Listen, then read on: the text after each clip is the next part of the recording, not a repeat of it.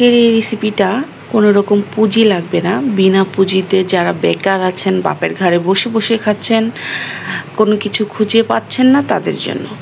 আসসালামু আলাইকুম এভরিওয়ান, আশা করছি আল্লাহর রহমতে আমরা সবাই অনেক বেশি ভালো আছি। আর আজকের রেসিপিটা বিশেষ করে আমার এক ভাইয়া, যিনি আমাকে বলেছিলেন একটা রেসিপি দিতে, যাতে কোনো পুঁজি ছাড়া অল্প পুঁজি নিয়ে ব্যবসা করা যায়, তার জন্যই।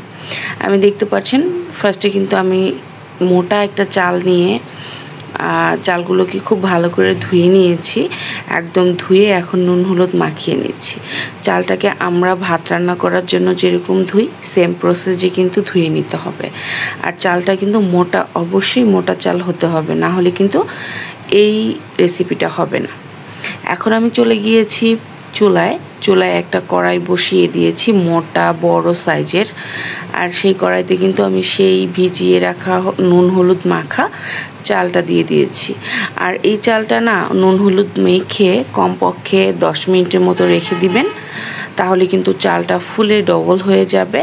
আর তখন ভাজলে কিন্তু অনেক সুন্দর মুড়ি টাইপ হয়ে যাবে। দেখতে পাচ্ছেন আমি কিন্তু খুবই সুন্দর করে দেখিয়ে দেওয়ার চেষ্টা করেছি কতটা সুন্দরভাবে সবগুলা চাল কিন্তু ফুটতেছে, আর দেখি বুঝে নিচ্ছেন। আর এই চাল ভাজার সময় একদম চুলার আঁচটা সমানভাবে রাখতে হবে, লাইক ফার্স্টের থেকে লাস্টে পর্যন্ত একই তাপমাত্রা রাখতে হবে। যাই হোক, আমার কিন্তু দেখতে পাচ্ছেন চাল ভাজাটা হয়ে গিয়েছে। আপনারা আপনাদের পছন্দ অনুযায়ী কালার আর একটু বেশি বা কমিয়ে নিতে পারেন। আমার কাছে এটাই পারফেক্ট মনে হয়েছে, এর জন্য আমি এরকমই রেখেছি।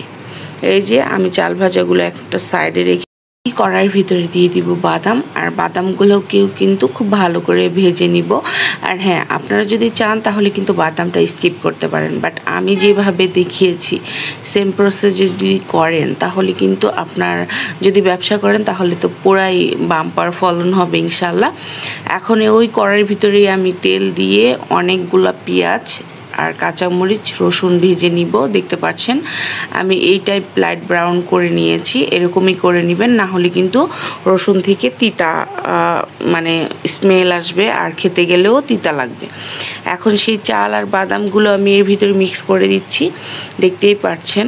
আর একটা কথা এখানে বলে রাখা ভালো, এই চাল ভাজার ভিতরে কিন্তু আপনার যারা বেশি ঝাল পছন্দ করেন তারা কিন্তু ঝালটা অবশ্যই বাড়িয়ে দিবেন, আর রসুনটা কিন্তু মাস্ট বাড়িয়ে দিতে হয়। আর এখানে আমি রুচি চানাচুরটা অ্যাড করেছি।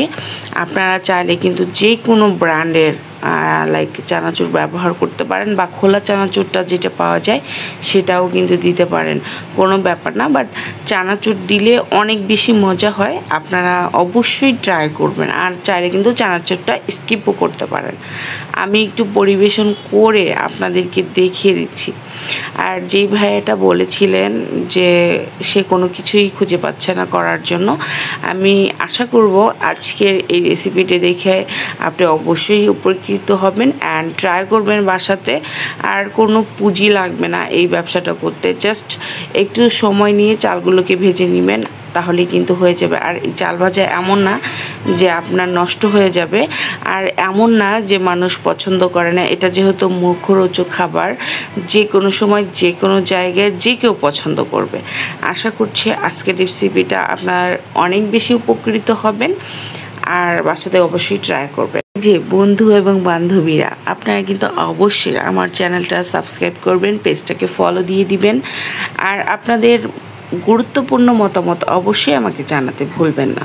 আজকের রেসিপিটা কে কোথা থেকে দেখেছেন অবশ্যই বলবেন কমেন্টের মাধ্যমে। আজকে এই পর্যন্তই, আবারও হাজির হয়ে যাব নতুন কোনো রেসিপির সাথে।